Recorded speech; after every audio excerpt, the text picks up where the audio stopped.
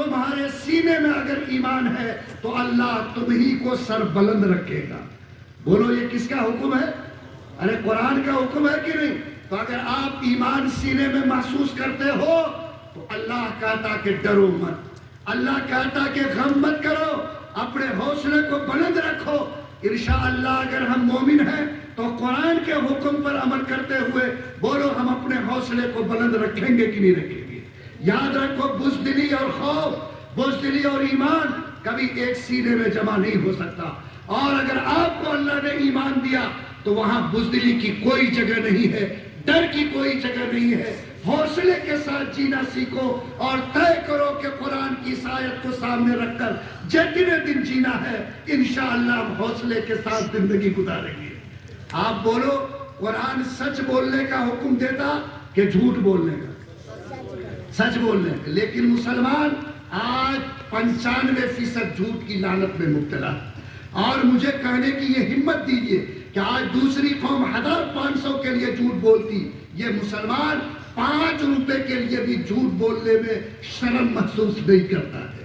حالانکہ اللہ کی رحمت ڈھونڈتے ہو، خدا کی مدد چاہتے ہو، اللہ تعالیٰ نے فرض کہا تھا کہ کونوا مع الصادقین، سچوں کے ساتھ رہو، اور اللہ نے کہا الا لعنت اللہ علی الکاذبین، کہ جو بھی میرا بندہ جھوٹ بولے گا اس پر اللہ کی لعنت تو اتر سکتی ہے لیکن اس پر اللہ کی رحمت نہیں اتر سکتی۔ بال سفید ہو گئے، عمر 90 کی ہو گئی، اور لعنت پیٹ میں اتنی ہے کہ آج جھوٹ بولتے ہوئے بھی ہماری زبان شرماتی نہیں ہے۔ یاد کرو تاریخ کے وہ دن کو کہ 12 سال کا بچہ راستے میں جا رہا ہے، ڈاکوؤں نے اس کو گھیر لیا اور بچے کے بدن میں ٹٹولا کہ کچھ پیسہ کوڑی مل جائے، کوئی کوڑی پیسہ نہیں ملا۔ ڈاکو نے کہا کہ بچہ تیرے پاس کچھ ہے؟ کہا میرے پاس 40 دینار ہے۔ ڈاکو نے کہا کہاں؟ میں نے تو بدن میں ڈھونڈا نہیں ملا۔ کہا میری ماں نے بغل میں چھپا دیا ہے۔ ڈاکو نے بغل میں ہاتھ ڈالا، 40 دینار نکلا۔ ڈاکو ہکا بکا رہ گیا۔ ڈاکو نے کہا کہ اے بچہ اگر تم جھوٹ بول جاتے تو ہمارا ہاتھ تمہارے دینار پر نہیں پہنچ سکتا۔ یہ سننا تھا کہ 12 سال کے بچے کا چہرہ غصے سے لال ہو گیا۔ اس نے کہا کہ ڈاکو شرم کرو، تم اس عمر میں مجھ کو جھوٹ بولنے کی نصیحت کرتے ہو۔ اے ڈاکو یہ 40 دینار تو میرے پیر کے ٹھوکر کے لائق نہیں، تمہارے ہاتھ میں جو نیزہ ہے اگر میرے سینے پر رکھ دو اور مجھ سے کہو کہ جھوٹ بولو تو میں اپنے اللہ کی قسم کھا کر کہتا کہ میں اپنی جان دے سکتا ہوں لیکن جھوٹ کا کلمہ زبان سے نہیں نکال سکتا۔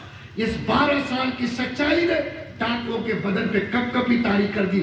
تاریخ کہتی ہے کہ سارے ڈاکوؤں نے اس معصوم بچے کے ہاتھ پر توبہ کر کے اپنے ایمان کو بچایا۔ کون تھا یہ بچہ؟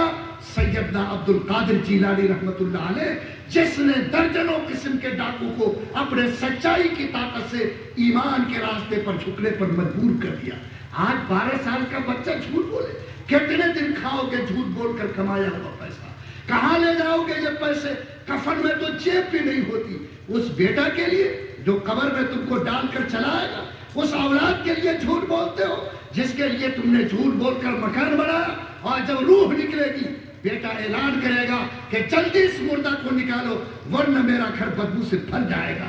کیا اس اولاد کے لیے تم جھوٹ بولتے ہو؟ کیا ایسے جھوٹ بول کر تم اپنے اللہ کو ناراض کرتے؟ یاد رکھو گناہ کے ساتھ جینے والی قوم کو کبھی اللہ کی مدد نہیں ملتی ہے، اللہ کی مدد نہیں ملتی ہے۔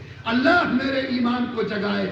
اگر ہم قرآن کے ماننے والے ہو تو اگر قرآن سچائی پر چلنے کا حکم دیتا تو بولو کیا ہم نیت کر سکتے ہیں کہ اللہ جو جھوٹ بولا اس کو معاف کر دے؟ آئندہ یہ ہمت دے کہ میں بھوکا سو سکتا ہوں لیکن انشاءاللہ کبھی میں جھوٹ کا کلمہ بول کر اپنے قرآن پر داغ نہیں لگا سکتا۔ اللہ یہ ہمت دے، بولو انشاءاللہ ہم لوگ سچائی کی قوت پیدا کریں گے۔ اللہ ایمانداری سکھاتا ہے کہ بے ایمانی؟ ارے قرآن کیا سکھاتا؟ ان اللہ یامرکم ان تؤدوا الامانات الی اہلہا۔